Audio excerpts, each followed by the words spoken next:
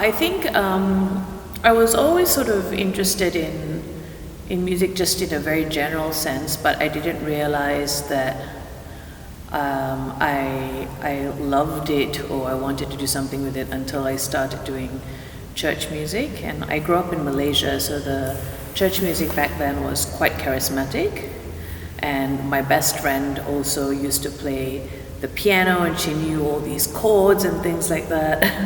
And so it was easy for me to sit next to her and see the breakdown of how music actually works, because I had some private lessons with piano, but I was rather terrible at it. But I knew I was musical in other ways, and it just went from there. So I think the sacred music part has always sort of intertwined. When I started studying music more formally in my university years, I was introduced to a more classical form, which I further fell in love with. And that's how I'm here today.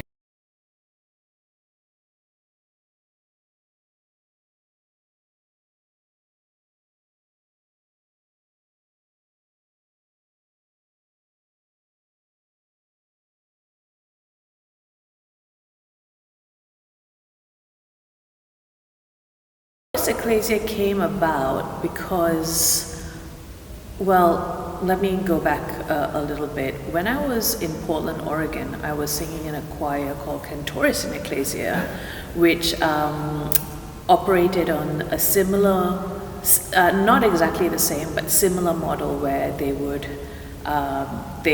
choir in residence, sort of, in a particular church, but they would go to different churches and sing as well. And I thought it was just a really wonderful way to bring this kind of music to churches that may not necessarily have, that music so often. Portland had more choirs in their churches, but with here it seemed that the churches that did have it were sort of the bigger, more affluent ones.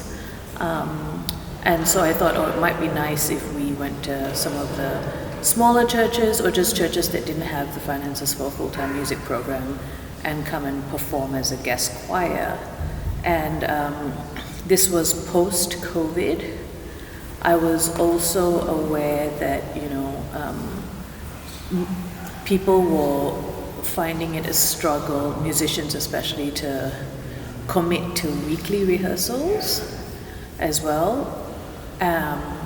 And as a volunteer, and there are a number of paid positions in Melbourne itself, but they have been on a slight decline since COVID, because churches obviously have lost quite a lot of their congregation members since then, and that does affect finances. So how Cantores in Ecclesia operated was it was a mix of paid and unpaid singers, and the unpaid singers were all experienced musicians.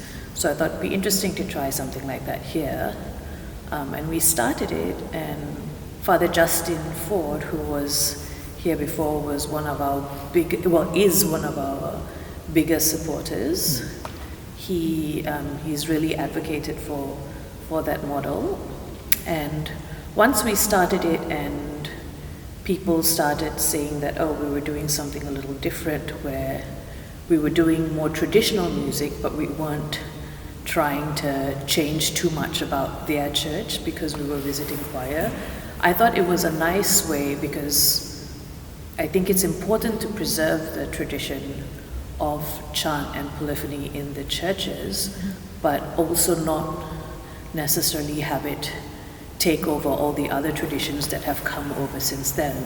And being a visiting choir means that we can do that. We've done it successfully for 2 years now. We're still rather, I would say, a small organization, but we've put on a concert last year, and we're having this one, in another concert this year at St. Mary's as well. We're very much looking forward to it in November. Interesting. We'll be having our concert here at St. Mary's and in Bendigo and Ballarat in November, and so please look out for those details.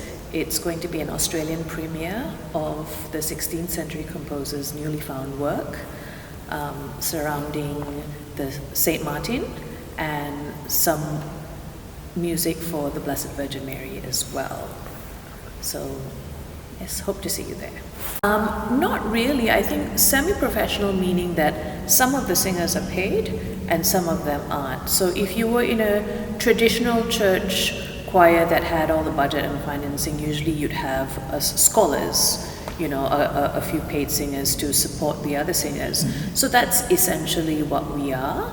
I hire about 4 to 5 singers depending on the event for a particular feast day or occasion, and then I'm trying to build our volunteer base. We do have about 3 to 4 volunteer singers with us at the moment, and these singers, they have to be experienced musicians enough to be able to just learn the music quickly and read quickly as well. So you can't be a beginner per se for this choir. You have to be an experienced chorister. Yeah. At the grassroots level, realize that music is something to be invested in.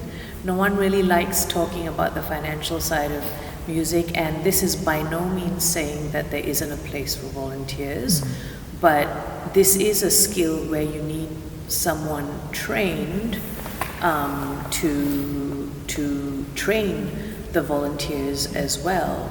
And well, we can look at the Anglican model here in Melbourne, which they have a Melbourne Anglican Cultural Fund that specifically funds cultural things like music and things in churches. We've got the Catholic Development Fund here, and they may or may not support some of these endeavors, I'm not sure. But when a church has targeted fundraising for a specific program, I think that's where it makes a difference, because musicians deserve to be paid equitably. They deserve to be trained, which means that we've got a lovely organ here. Do we want more people to play it? If so, do we encourage people to train in it? If so, do we provide a scholarship? And where does that come from? So it all really comes down to the same thing that churches everywhere are struggling with, which is finances. So, well, the music is an integral part of the liturgy, and I think we must never forget that.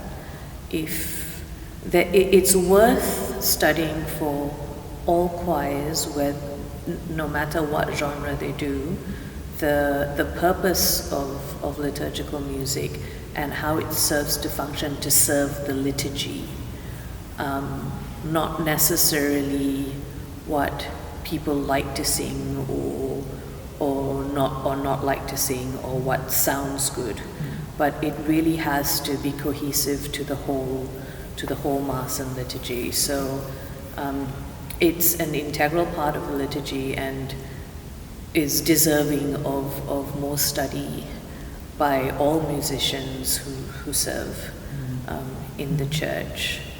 And most importantly, when it's done well, it helps lift the veil between us and God, and helps us experience something spiritual. And that's what music has, that's what art really does in general, but in the context of the liturgy, when it's executed well, that's the effect that it can have on people. A person of faith in the secular world, and I think the best answer for that would be by example. That's the way I was brought up, at least. There's many things one can do where they talk about their faith, or they are involved in in various activities, and I'm partial to the one where you do it by example, where if you behave in the way that the Catholic Church encourages you to, people will see that, and then that natural inquisition will come from there.